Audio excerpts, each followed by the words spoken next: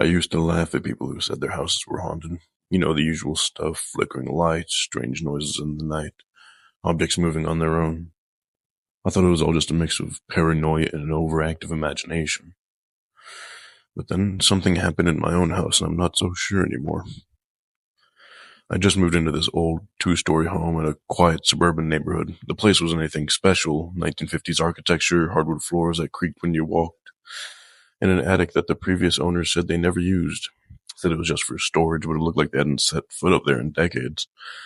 The first few weeks were uneventful. I'd come home from work, make dinner, settle into my new life. But then one night I heard something. A faint scraping noise, like wood rubbing against wood. At first I brushed it off as the house settling. It's old, after all. The sound didn't go away. In fact, it started getting louder, more insistent. It was coming from the attic. I'm not proud to admit that I ignored it for a few days. I didn't want to know what was up there, and honestly, I assumed it was just a rat or something. But then one night the noise changed. It wasn't a scraping sound anymore, it was more like footsteps. Slow, deliberate footsteps were pacing back and forth above my bedroom. That night I couldn't sleep. I just lay there staring at the ceiling and listening. I kept telling myself that it was my imagination, that old houses make weird noises all the time. But deep down I knew something wasn't right. The next morning I decided to check it out. I grabbed a flashlight, pulled down the rickety attic ladder, and climbed up there.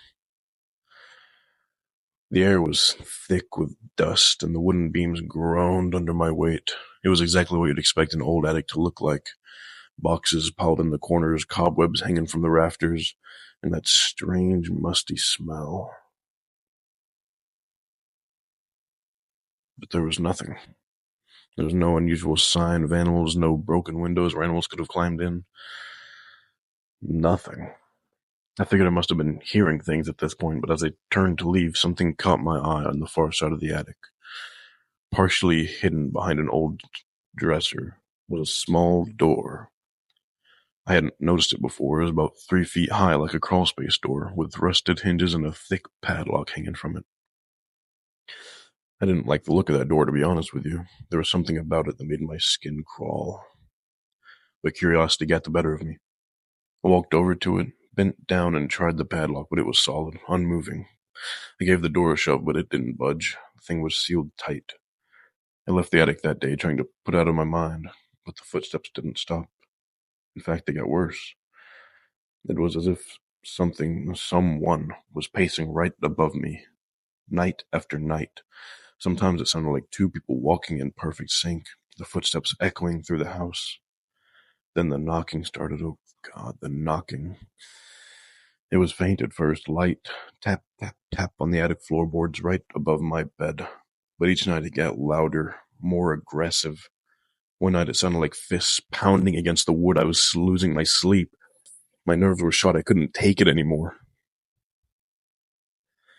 I called an exterminator, thinking maybe there was some kind of animal infestation. Hell, I was hoping there was some kind of animal infestation. He came by and checked the attic and said there was no sign of rodents or pests. When he saw the door, his face went pale. "That door shouldn't be there," he muttered, almost to himself. "What do you mean?" I asked. I've seen a lot of houses, and that is not what a crawl space looks like. It looks like someone blocked something off, locked it away. I didn't ask any more questions. I didn't want to know.